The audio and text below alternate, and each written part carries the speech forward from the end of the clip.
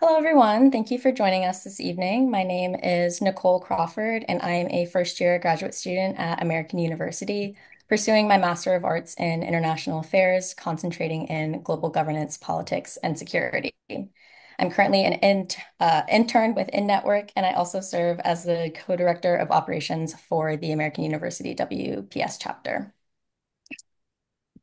So for this evening, on behalf of InNetwork and American University's chapter, we will explore the vital role women play in conflict resolution, peace building, and creating security in communities around the world.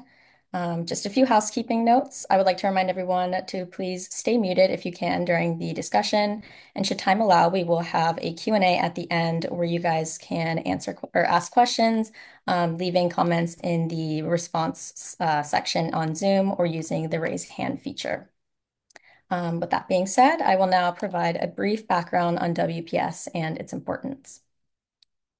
So at American University, our WPS chapter is a student-led organization working towards the advancement and diversification of feminist foreign policy, promoting feminist approaches to critical issues surrounding peace and security in international affairs. Some of our other WPS consortium chapters include George Washington University, Georgetown University, Scripps College, and the University of Cincinnati. So, what is WPS and why is it important? Women, Peace, and Security began with the United Nations Landmark Resolution 1325 that was adopted on October 31st, the year 2000. This resolution emphasizes the importance of women in the prevention and resolution of conflicts, peace negotiations, and peacekeeping, stressing the need for their equal participation and full involvement in these efforts. The resolution also calls for all parties to take special measures to protect women and girls from gender-based violence. Additionally, there are four main pillars to WPS, which are participation, conflict prevention, protection, and relief and recovery. So why is WPS so important? WPS makes women an integral part of the international security process, as women play a critical role in the prevention and resolution of conflicts and peace building after conflicts end. This resolution requires states to create a national plan, or an NAP, to outline how they will increase the involvement of women in peace building and conflict resolution efforts. It has been proven that when women are active participants in the peace process, there is a greater likelihood of reaching an agreement, as these agreements are less likely to fail and the peace agreement is more likely to last. Additionally, it is worth noting that under Donald Trump's first term, the Women's Peace and Security Act was signed into law back in 2017. This law attracted bipartisan support from both Marco Rubio and Kristi Noem, who both served as co-sponsors.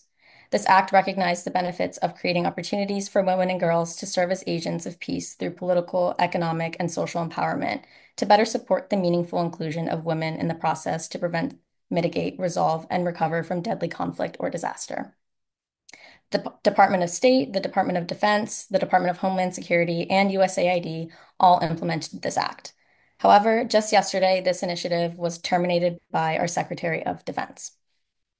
Now, I'm happy to introduce our two panelists today, Ms. Mehreen Farooq, a Senior Conflict Prevention and Peacebuilding Specialist, and Asena Johnson, who is American University's Director of WPS. Mehreen, if you would like to go first and provide a little bit of background on the work that you do, then we can kind of segue into a few questions, and we will then move on to Asena and repeat the process as well. Okay, wonderful. Thank you so much, Nicole, for moderating and for Dexter and InNetwork for hosting this very timely event. Just to give you a little bit of background about my career. So currently I'm teaching at George Washington University, but I consider myself an alum also from American University, so a big fan of the DC universities. And I'm also the principal of Community Development Insights, which I launched just 2 months ago to improve public policy and programming related to inclusive community-centered approaches to advancing peace and security. My work in this space really kicked off, 16 years ago with a really small community-based NGO that was interested at really getting at the forefront of how we can stem radicalization to violence.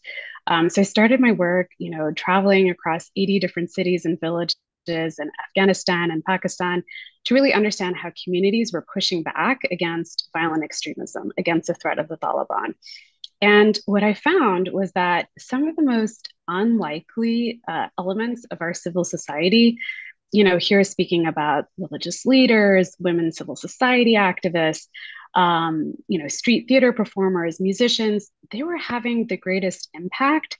And yet, they were some of the most under resourced stakeholders in the fight against terrorism. So, I went on to apply some of the good practices from this field based research to set up the first community led countering violent extremism effort in Maryland, which was eventually known as the Montgomery County Model. And it brought together over 300 different partners, diverse stakeholders, including women, peace builders, and that essentially went on to inform the US government's approach to setting up an effective prevention and intervention model. Um, I later joined Catapult International to scale that work. Counterpart is a implementing partner was of USAID and USDA, where I was providing some technical support. But let me digress because I think we're not really here to hear my life story, but rather to talk about the importance of preserving the WPS agenda. I just wanted to add that, I think Nicole gave a really great introduction of what WPS is, and I want to build on that to really set the stage for understanding its significance. So, it's obviously in the news today. Everybody who is kind of coming up to speed or maybe less familiar with WPS, you might be wondering, well, why do we need WPS interventions? And I think it's important for us to consider that the protection pillar in and of itself is arguably more important than ever as women and girls are increasingly on the front lines of conflict.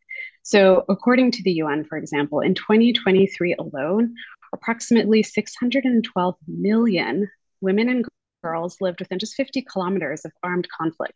And this is actually a 50% increase from more than just a decade ago.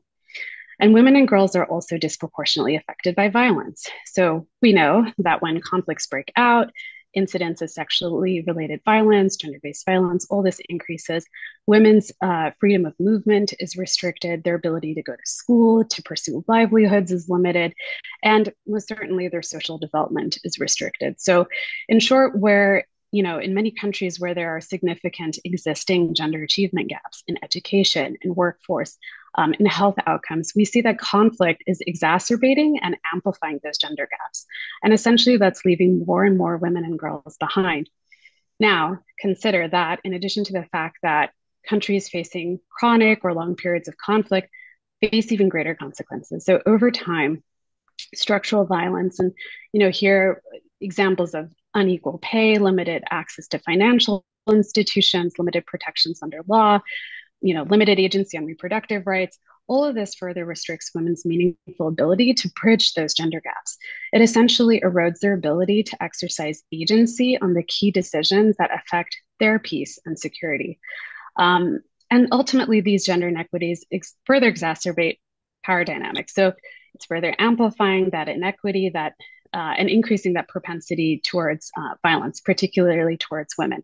So you can kind of see how this vicious cycle has to be addressed, which all makes it very complicated in today's political climate where, if we really want to understand what's happening at the core of a lot of these conflicts and these inequities, then we really need to understand gender norms, gender behaviors, and how those are fueling inequities.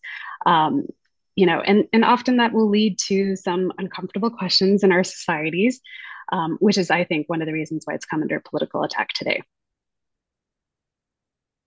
Thank you for that, Mehreen. So leading into our first question, you mentioned working with the government and other various NGOs. So in what ways have you seen the voices of women be most impactful when discussing peace resolutions throughout your professional career?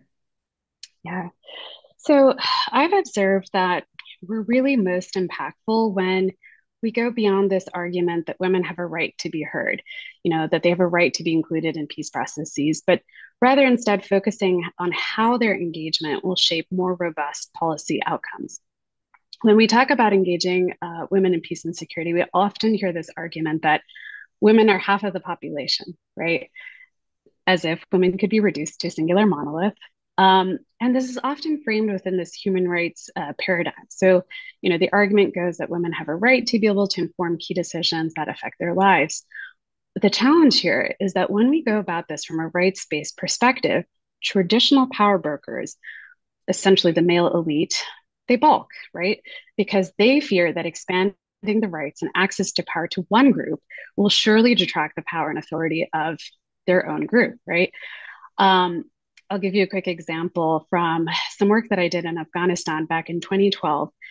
We were hosting a conference with traditional religious leaders, with the ulama, and training them on concepts of peace and conflict resolution.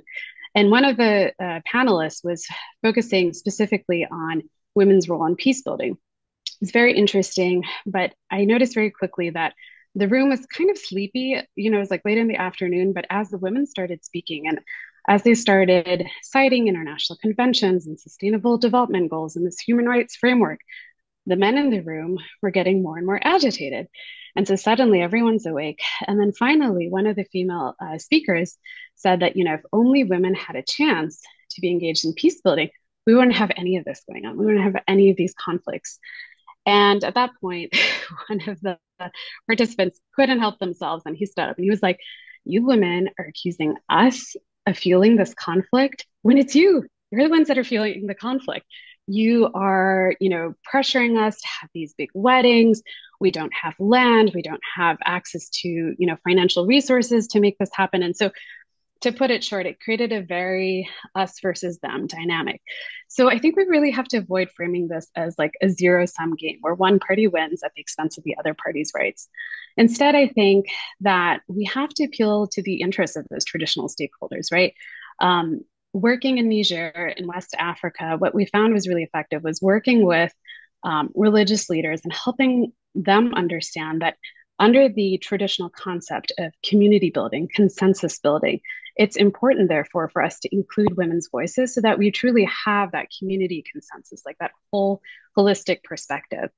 And when they agreed, they were able to really champion that concept within their communities. We were able to bring together a group of women leaders to meet with the G5 Sahel Security Group. And one of the participants said that, he had learned more about the drivers of radicalization from these women than he had from any other intel report that he had received up until this point. So, I think when we're able to sort of diffuse some of the power dynamics in the room and really begin to focus on that shared element of how can we enhance national security, how can we promote peace building, then we can really focus on the strategic goals at hand. Thank you for that. Yeah, and I guess segueing into the second question I have, you've kind of briefly given the example at the conference you were at in 2012, but other than that, have you ever observed other gender disparities during your professional career? And if so, in what ways have you or your fellow colleagues kind of overcome these disparities? Yeah, I mean, it's a long road to convince some traditional stakeholders that women not only bring value, but that they even have the desire, like the social will, or the interest to be involved. There's often this misconception that security issues are only of interest to men, um, and so I think one of the ways that I found that we can kind of reframe this work is looking at how what kinds of decision makers are we bringing to the conversation? So when we often start on WPS work, we're looking for women leaders that are, key decision makers on peace and security issues. And usually, we start to go with the low hanging fruit. We're looking for formal leaders, elected officials, businesswomen, other women in traditional leadership roles. But in socially conservative regions, this often sets up this like catch-22 situation where we really have to reframe what even being a stakeholder or a leader means. Um, so, if we consider that women may not be formal stakeholders in their community, but they're still stakeholders, right? Because they have a unique vantage point through which they can, observe community dynamics. Given the time use in a lot of social contexts, women might be focusing on domestic responsibilities, their roles in maintaining social structures. They can immediately sense when foreign fighters have entered into their community. They'll be trying to marry in to their communities. And they can immediately recognize when somebody young within their community might be radicalizing and kind of shifting their belief structures. So, I think the argument that there are enough women that are in a position to be able to share this experience and their vantage point is there, but we have to kind of reframe it so that we present them as emerging leaders. I'll give you one quick example from the work that we did in Niger, where Counterpart International was implementing a USAID funded activity to strengthen participatory governance on health, education, security outcomes. And we were really struggling to get women meaningfully engaged in that activity. We were able to get some additional funding. We got a gender advisor on board, and she met with different community leaders to try to get their buy-in and their support. So one of them, along one of the border areas where there's been a lot of cross-border attacks by Boko Haram, he was like, I hear you. I'm a huge gender champion. I'm all for this, but sadly, there are no women leaders. And so fortunately, she didn't take no for an answer. So she pushed back and she said, okay, there's no leaders. Well, when you have an event, a community event, show me the women that are able to turn out the audience, that when they speak, the room is silent and their word is taken as the final, answer. She's like, those are the leaders in your community, and I know that they're there. So let's find them. So, I think again, a lot of the challenges that we see can often be approached within a traditional cultural paradigm, right? We have to work within the grain and find the avenues where there is a willingness, where there is an interest, and where we can really align the resources that we have within our communities to be able to address these issues. Yes, very well said. I couldn't agree more. I think, especially now, in our, global phenomenon time period right now, I think it's very important to listen to those people who may not see themselves as leaders, but like you said, their voice matters and it can carry weight. So I think that's also something very important that a lot of scholars and policymakers should turn to moving forward. And then with that being said, given over 15 years of experience, what are some pieces of advice that you could give to young, professionals who want to get into this kind of work of peace and security, maybe focusing with a gendered lens? What are some things you can give to them for their journey? Yeah. I would say we often come into this work with our own preconceived assumptions of, what gender norms are and what it's like to do this work. And I always encourage, to have an open mindset and to approach things from a position of humility because we have so much to learn from others internationally who are on the front lines of doing this work, often with very few or no resources. Um, I'll give you one quick example from the very first field, interview that I did in Pakistan. Sometimes it's an uphill battle, right, to prove your credibility and your relevance. And the biggest critic that you have to convince is often the voice in your head. And so, for example, working in Pakistan, I came in having lived and worked in the region previously. But, I had certain notions of, how to conduct social science, given the socially constructive nature of where we were doing work. And again, considering that these issues of peace and security are often things that are relegated to the masculine domain.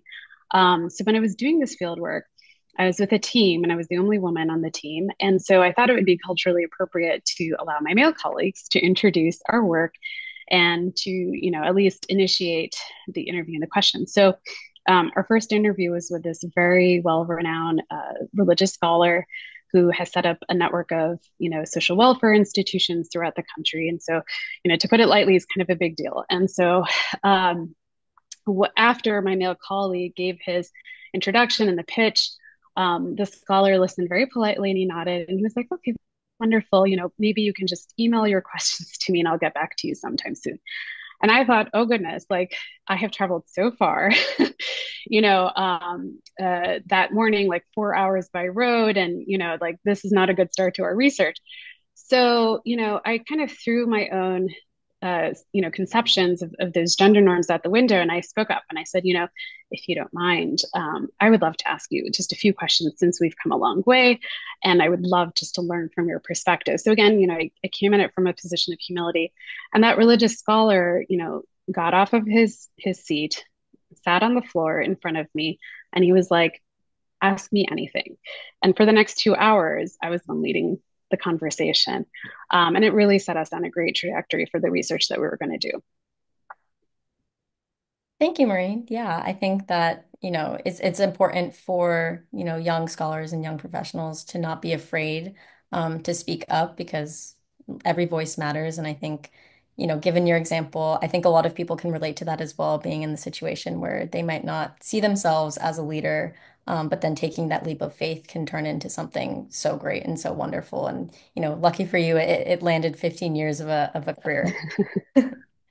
All right, and then switching the kind of conversation to a more student-focused approach, I would like to go ahead and give the floor to Asena so she can kind of talk about her experience working in this field while also balancing it as she's completing her Master's of International Affairs at American University as well.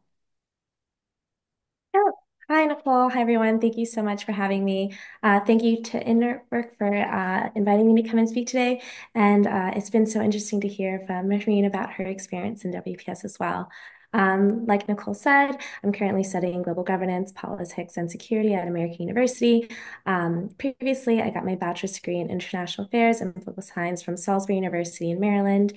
Um, and my work experience includes working at Mehreen International Center, World Resources Institute, and in addition to that, the Alliance for Peacebuilding. So my experience includes working with multilateral institutions, NGOs, and US government agencies. I previously also served as a youth fellow at the Global Governance and Innovation Network with the Simpson Center. And there I worked on different research teams and published several pieces related to global security and economic reform. And in addition, my own individual research dedicated to women's economic rights. And in addition to that, working with the UN and with civil society in order to enhance global multilateralism. And lastly, in my role here as the director at the American University Student Consortium on Women, Peace, and Security. In my last year as director, I've really focused on fostering leadership development for graduate students at SIS. So that is everything from planning and implementing leadership development events for graduate students, including panels and events, workshops based on gender-based research, and also connecting graduate students with WPS scholars and professionals. And Nicole is also on our executive board and has done such an amazing job as the director of operations. Um, but otherwise, my focus has always been in diplomacy, peace building, and women, peace, and security. I'm really happy to be here in this capacity today. This conversation on WPS is so critical. I know the current global landscape is just marked by rising conflict and instability, a rise in authoritarianism, all of these conditions that impact women and girls negatively. And I'm just happy to be here and be a part of the conversation. Yeah, thank you, Asana, for taking time this evening. I know as both grad students, it's finals week. We have a lot going on as we were kind of just chatting a little bit earlier. But again, thank you so much for taking this time out of your schedule as well to come and speak to us about, women's peace and security and why it's so important. So my first question for you is, I know you've mentioned you were a fellow at the Stimson Center. So what have been some of the most impactful projects you were able to work on during your time there? Yeah, of course. So I was a Global Governance and Innovation Network Youth Fellow. I worked under Nidhar Yusuf, who herself is just a force of nature in civil society and in the policy world. We mostly focus on global governance policy research. We publish these annual reports. So one report that I worked on was a Global Governance and Innovation Network report in 2024. And that report was focused on human security and global economic reform. I worked alongside Stimson Center Senior Fellow Richard Ponzio. We produced policy recommendations. We together wrote a policy brief, basically charting out a more effective G20 that would work with the UN. That was published and it's titled the Biennial G20 Summit, Bridging the Global Economy and Governance Gap. So actually the language in that policy brief, which was super exciting for me as a graduate student, was actually incorporated into the new UN Pact for the Future, which if you guys are unfamiliar with. I know a lot of people are very much in the UN, some people aren't as plugged in, but the UN Pact for the Future was newly adopted at the UN Summit of the Future in September in 2024, which is basically a blueprint for multilateral cooperation in the 21st century and kind of like outlining changes that the UN would make moving into the future.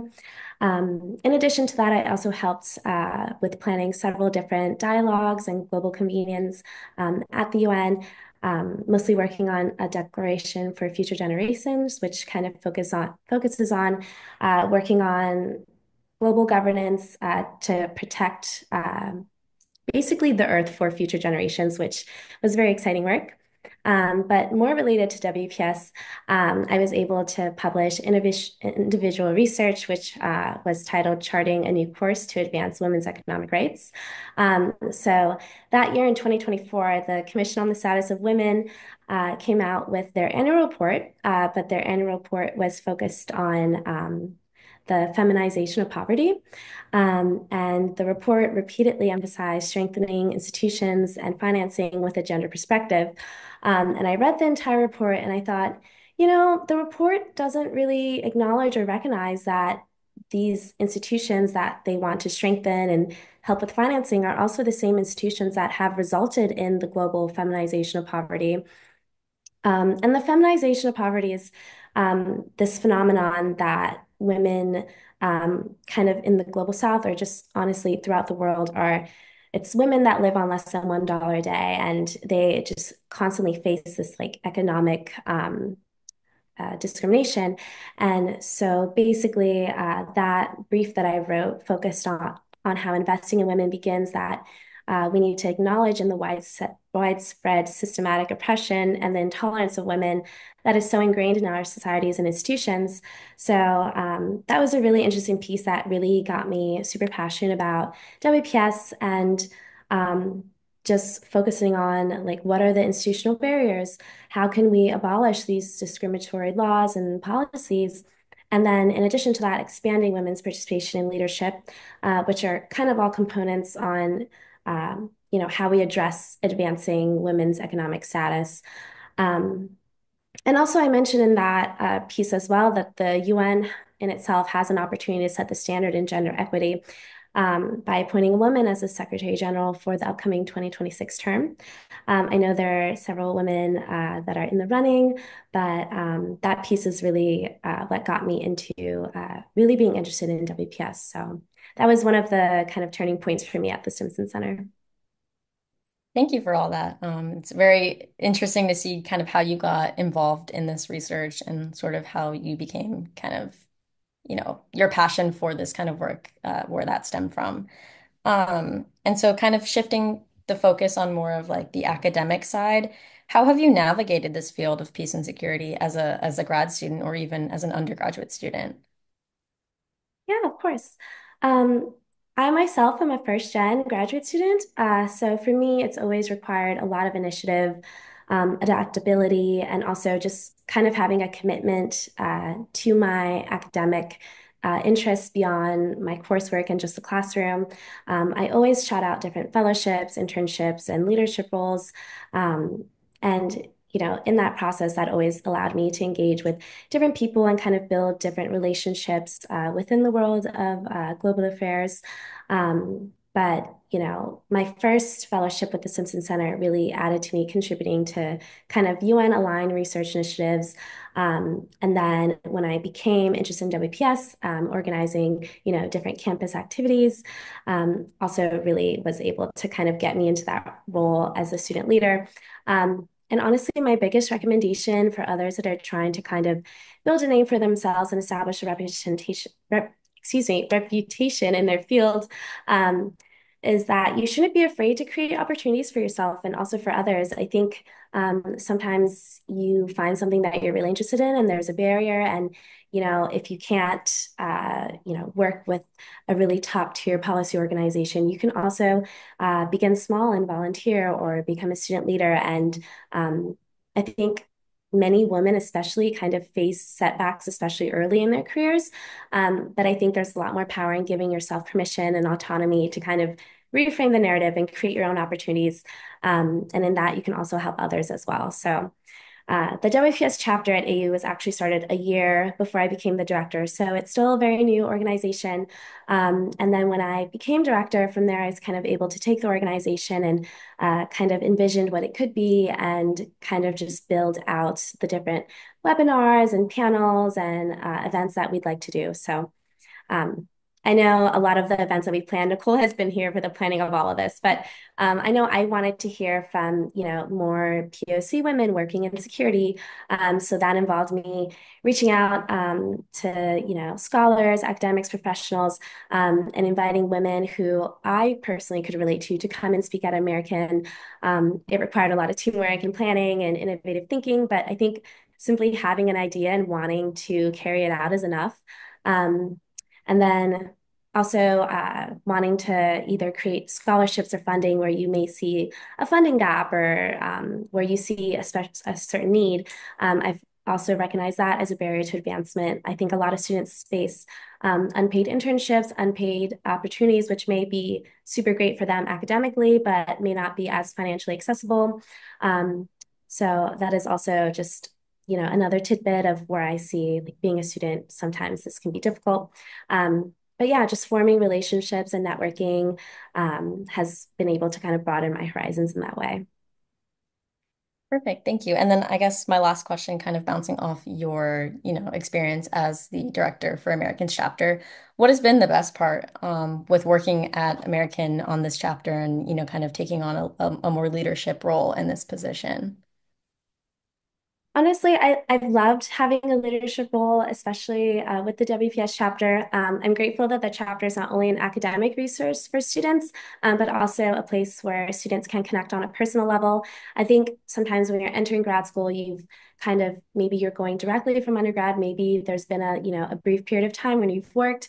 I personally took some time off to work. So when I came back to school, kind of getting adjusted again, it's always nice to hear from other students about, internships that they've done or scholarships that they've gotten and, just getting acclimated to campus life again.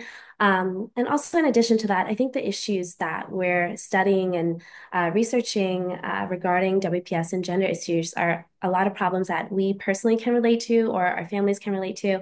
And that's why we're kind of passionate about it on a more intimate level. So I think having the chapter as a space where people can connect is really important. And when we're able to get together and share those stories, it can be very empowering to one another and to help others understand, their individual academic journey, what their goals are, and kind of help others explore what options are available to them. And also, it's just a great place to give and get advice on, whether you want to work and be in school or take an internship or what organizations would be helpful to connect with. I just think I'm happy to kind of provide that space and that resource to others. Thank you so much. And so now we will move on to the more broader discussion for Mehreen and Asena, kind of regarding, WPS and, what it means to be, a professional in this space. So the first question for the both of you, what does it kind of mean to be a woman in the field of peace and security? And what do you believe is the value add of women in peace building? I don't know, Asena, if you want to jump in since you spoke last, or if Mehreen, you have something off the top of your head that you would like to share. I'd love to hear from Asana first. Yeah, I'm happy to jump in. I think kind of historically, to be a woman in the security space kind of means navigating a world that is historically shaped by these male-dominated institutions. So not only are you trying to kind of implement, a feminist foreign policy or a WPS agenda, but you're also challenging these traditional power structures, and you kind of have to take a look at your work ethic and how you are in the workplace and see what does this leadership look like for me in this space in this world. And then I think it also means kind of carrying a responsibility to amplify the voices of women and marginalized communities. I know oftentimes you might be the only woman in the room or one of two women, so it feels almost as if it's kind of a heavy weight that you carry. But I definitely think that, yeah, that is kind of just the weight of it, but if you are truly passionate about it and interested in uplifting these barriers, it's kind of like something that you just have to go through. I'm sure Mehreen has a lot of stories that she could add to this as well. No, I loved hearing your perspective.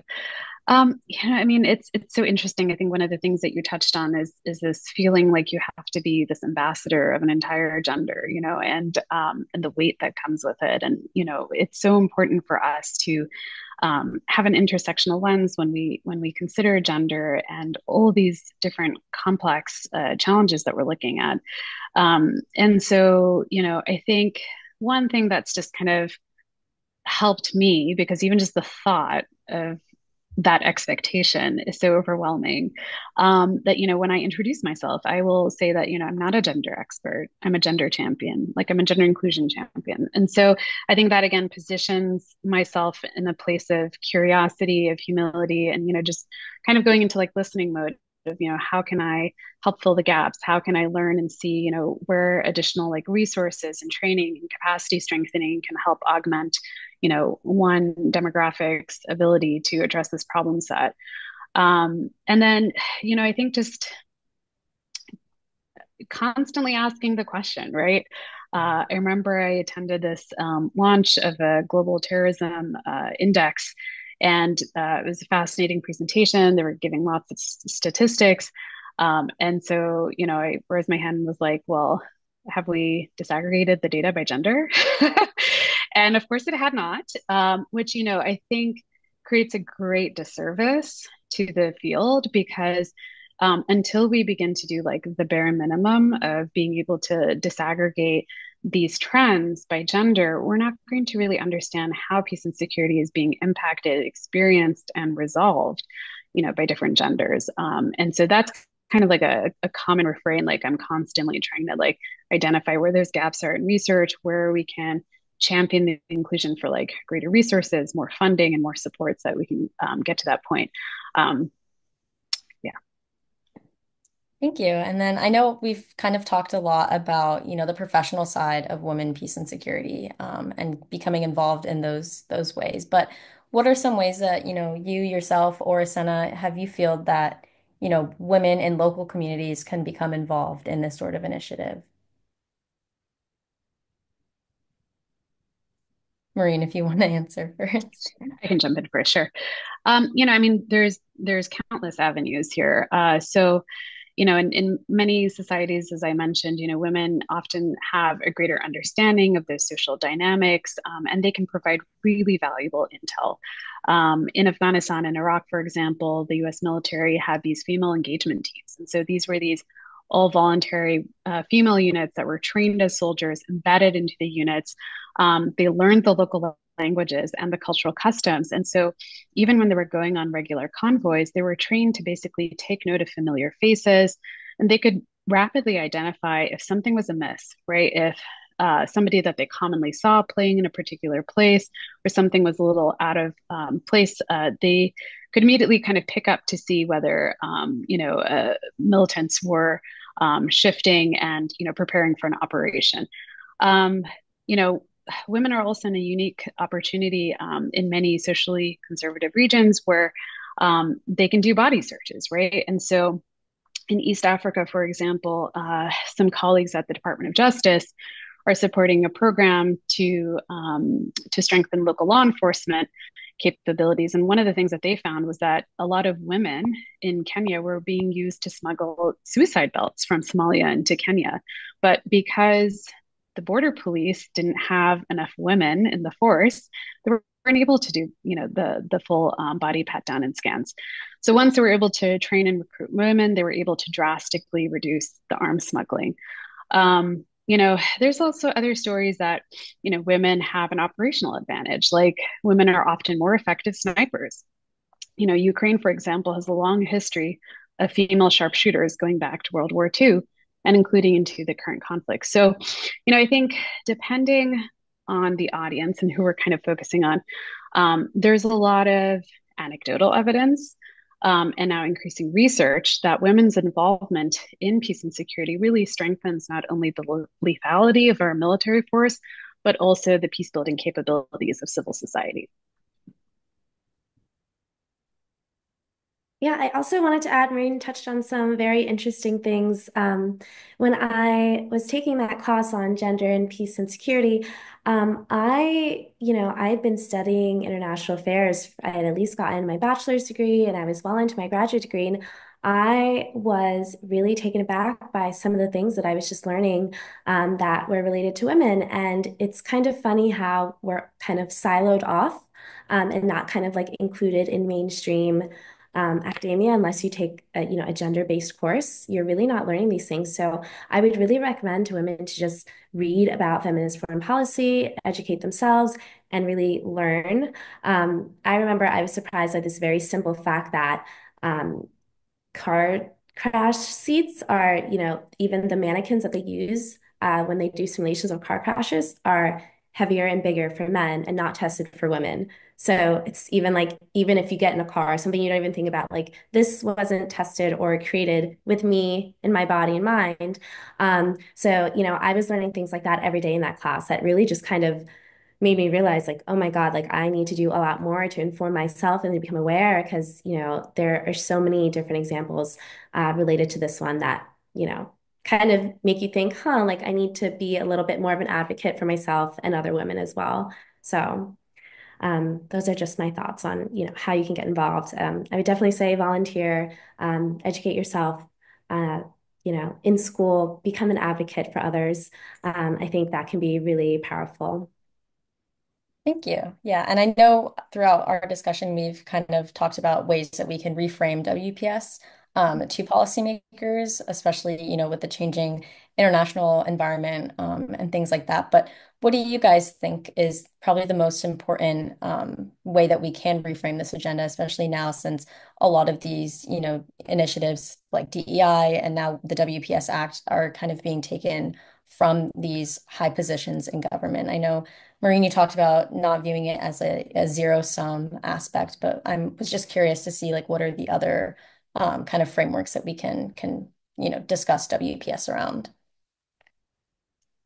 Yeah, I can maybe kick it off. So, I mean, unfortunately, I think we've come to a point where gender has become the G word, right? And so, for the current administration, at least in the United States, we simply cannot talk about it. And so, keeping in mind my opening comments about how we cannot talk about women, peace, and security without considering these gender norms and gender gaps, um, that becomes incredibly problematic, right?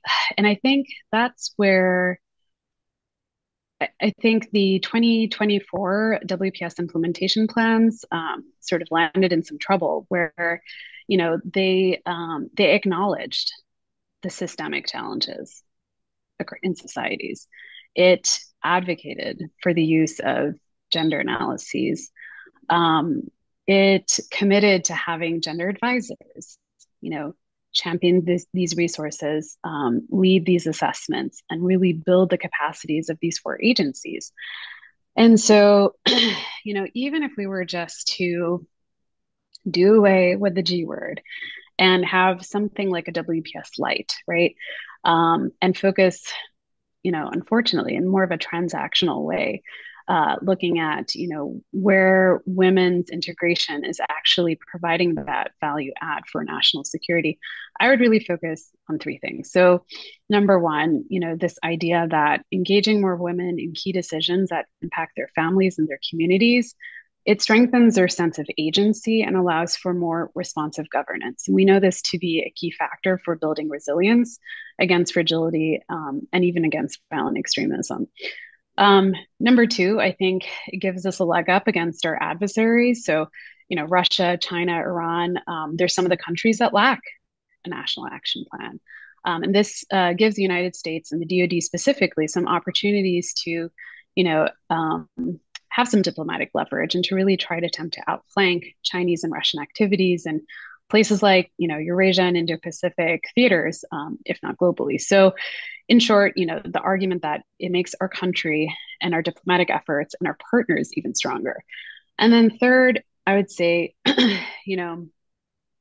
it's important for us to consider that, conflict and peace building has to be approached from multiple perspectives. It allows innovation. It allows more robust and sustainable interventions. And frankly, women can be radicalized too, right? And if we don't consider their viewpoints, then we miss a critical opportunity to understand what is really fueling radicalization to violence and how to get ahead of that threat.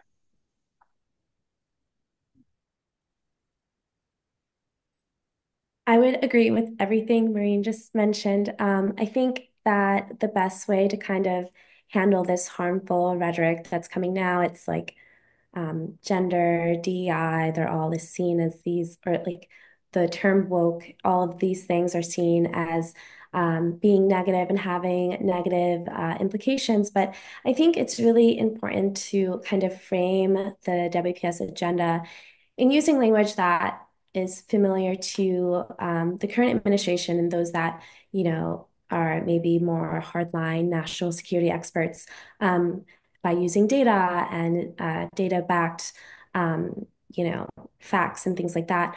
And I think a lot of the times women's rights, anything regarding women and girls is kind of seen as like a soft human rights issue or an ethical issue. But I think all of this research is there that shows that there are strategic national security advantages to implementing these policies. So kind of having a data-driven response, I think, can be like a powerful way to counter the argument that WPS isn't needed and it's not important. And even in the past, the DoD itself has recognized, the State Department has recognized that these advantages in the now being dismantled WPS strategic framework and implementation plan, it stated that integrating gender perspectives into operations enhances situational awareness and force protection. And then, the DoD is undermining itself in saying this, but, you know, all of this directly supports the effectiveness, ethics, and credibility of the US, of any US security operation. So WPS actually supports these things. And, you know, there's so many different data and fact points that I could read off to you that mention when women are involved in peace agreements, they're more likely to last, they're more likely to be sustainable. When women are involved as signatories or mediators, those peace agreements are more durable.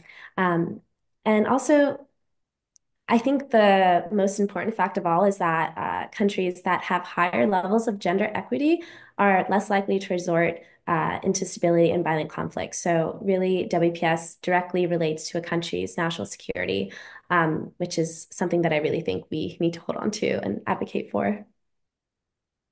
Thank you. And then my final question, to kind of wrap up our discussion aspect of the panel, what do you guys think the future of women, peace, and security will look like?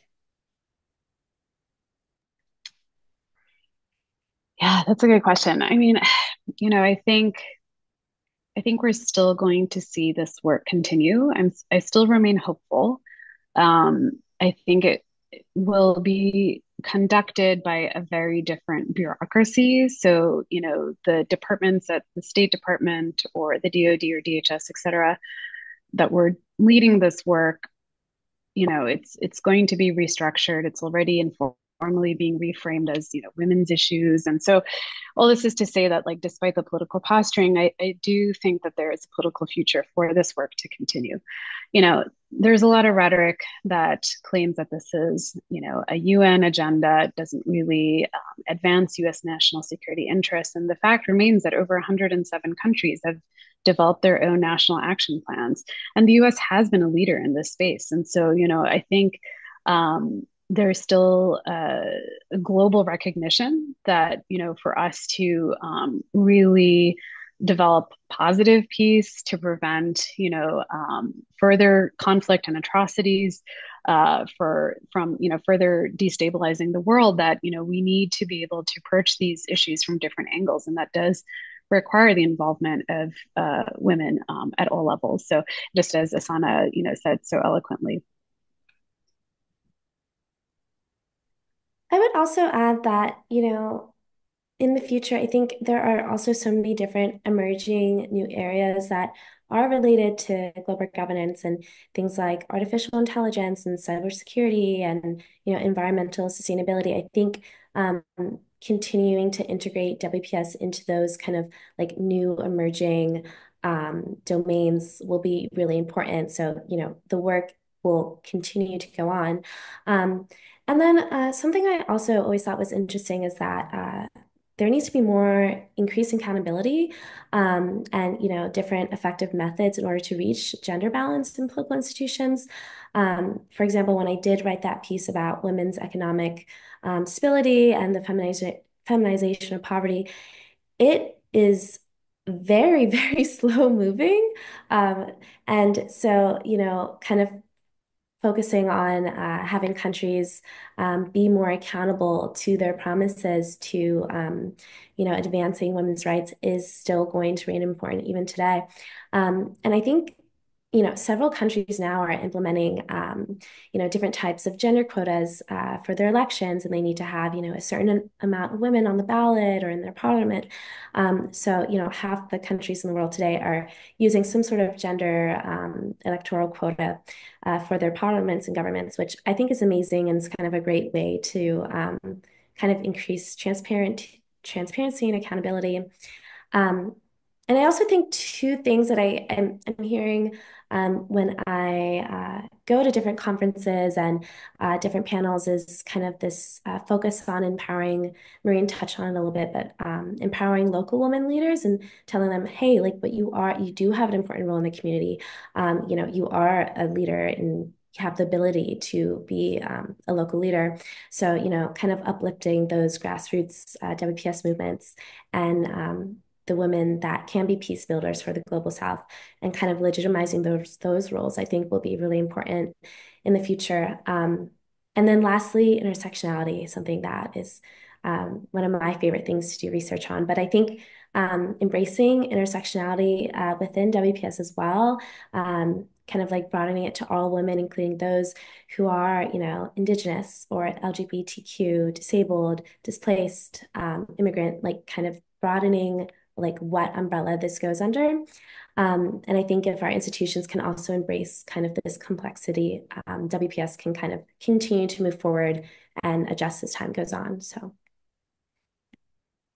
Thank you. Well, I guess that concludes our discussion aspect of this webinar. So now I would like to kind of open it up to the audience to kind of ask our two panelists any questions that may have come on their mind throughout this hour that we've spent together. And before you do that, I just want to say thank you again to Asena and Mehreen for both taking the time out of their evenings to come speak with In-Network on women, peace, and security, and then our partner globally for helping put this kind of together. But with that being said, if any of you in the audience have any questions, feel free to either raise your hand or type them in the chat, and we can kind of facilitate that discussion as well.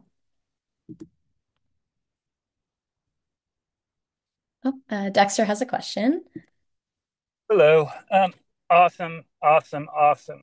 Hearing both of your stories, your expertise. Thank you. I'm just always thinking about where people come from, how they got their experiences, listening to your field stories, Mehreen, whether it was Iraq, Afghanistan, Niger, East Africa. I think that's super important. And I think as we look at our careers, what we do when is also super important. So for me, as a single person back then, I was in Afghanistan getting blown up. But now I'm not going to go to Afghanistan as a dad and get blown up. It's my priorities have changed. Do you have advice on like how to break up the international kind of more dangerous sometimes piece that builds that credibility, coupled with that DC kind of think tank university piece as well? If I was young and trying to path like mark out my career, what would you recommend? Yes. I'm a huge fan of traveling, but also, Dexter, I'm not in the season of life where, I want to go off in an unmarked taxi with people I don't know, traveling towards Logar and the Taliban hinterland. So those days are happily behind me. But one thing I will say, and this is actually advice that I got when I was in grad school, was just avail any opportunity that you have to get that global experience. And so, one summer in the middle, I think, of my 2 years in my master's program, I had a plan to travel to Pakistan to attend like a cousin's wedding. So it was a frivolous, trip. And everybody else around me was lining up internships and like really cool things at think tanks. And I thought, oh no, like, did I not choose the right track here for my summer? And one of my friends said, avail this opportunity, pretend you're an anthropologist, ask people questions. He's like, where are you going? And so I told him, I was like, well, I'm going to Koita, which is, um, where it's like the headquarters of the Pakistani Taliban. And so he was like, this is perfect, like you'll get to understand the local dynamics, like why has political violence erupted so much in this particular region, why are folks so disenfranchised? And he was right on. And so I took every opportunity, at weddings, at just social events, just trying to get sort of a pulse, the lay of the land. um, and then I took that opportunity just to write. Even also, by the way, when I was doing a lot of the field work, I just had a hobby, an interest. I'm not particularly talented, in my opinion, for photography, but I was like, I'm going to bring my camera. And on a complete whim, I reached out to somebody at foreign policy and said, I'm traveling to places people probably, don't have like the security like clearance to go to. I can take photos. Can I try to publish a photo essay with you? And they were like, yes, please. That would be wonderful. So, you never know until you try. So I would just say like, you know, think creatively outside of the box, like whatever opportunity you have, do the research, do the travel, but then also make sure that you're doing something to get published with it, because that's the stuff, the assets that will last, for a very long time.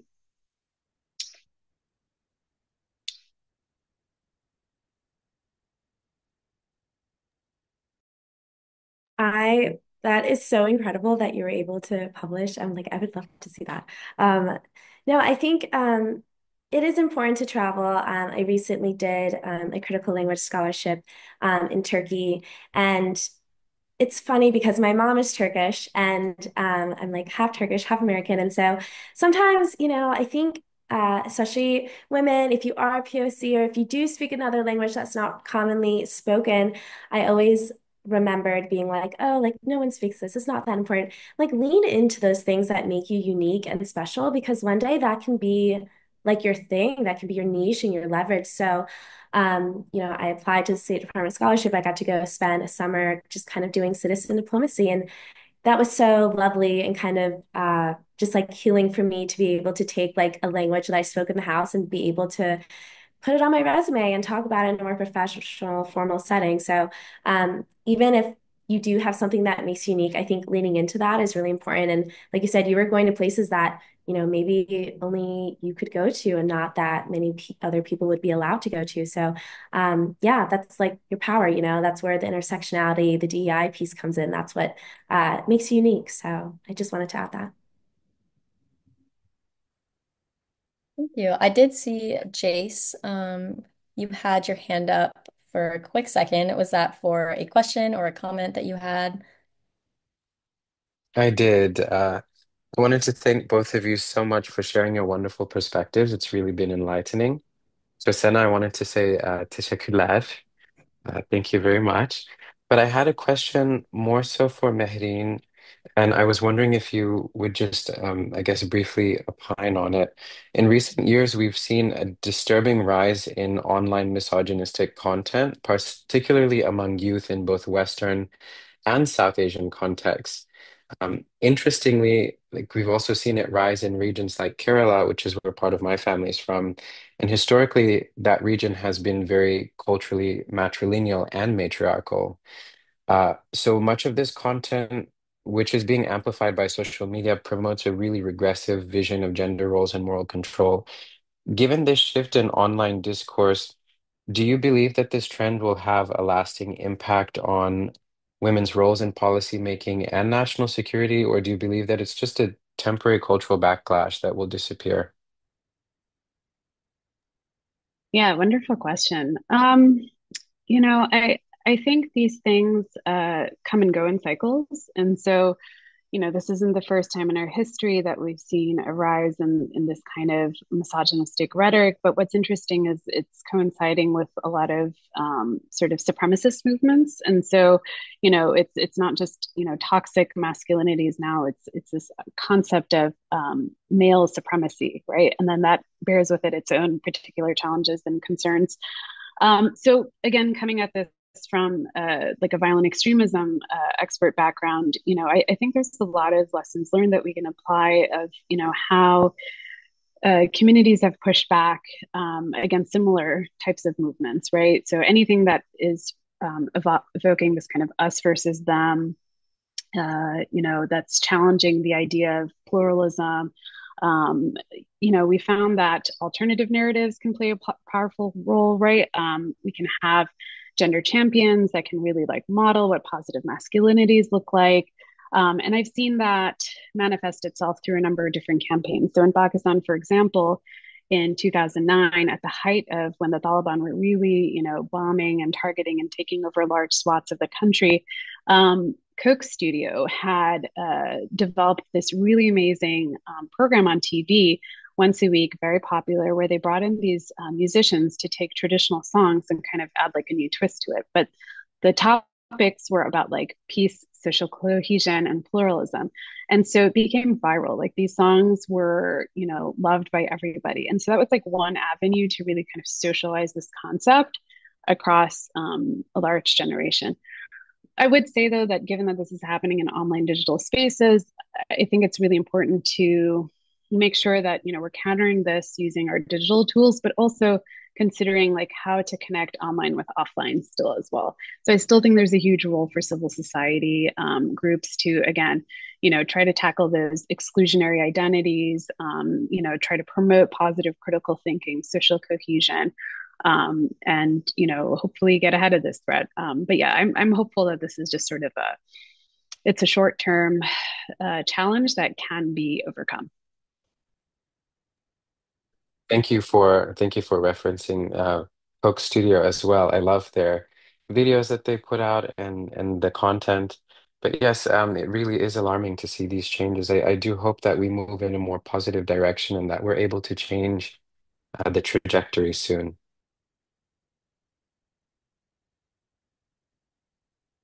Thank you, Jace, for that. Asena, sorry. Sorry, I wanted to add Vijaya didn't.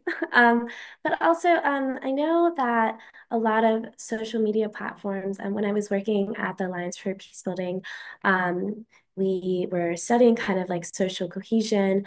And I know there's this thing called peace speech, which is the opposite of hate speech. So kind of the words that you're seeing online, some countries, their social media kind of reflects more peaceful speech versus more hateful speech. But I also think it's interesting. I think governments kind of have a role to kind of step in and kind of regulate different social media platforms because algorithms amplify content that people interact with the most. And that content, unfortunately, sometimes is very, distasteful, harmful content that, reflects hate speech or, violent acts and things like that. So those things tend to be amplified on social media. I think, at least it's my opinion, that government should do more to kind of regulate that sort of content so it doesn't go viral to kind of stop, instability and conflict from rising. But I do think that it's interesting. I think several countries deal with that sort of issue. And yeah, that's kind of when my global governance thoughts come in there. But um, yeah, I just want to say thank you so much for your question and thank you to Internet Work for having us today. I know, Nicole, you're probably trying to wrap us up here.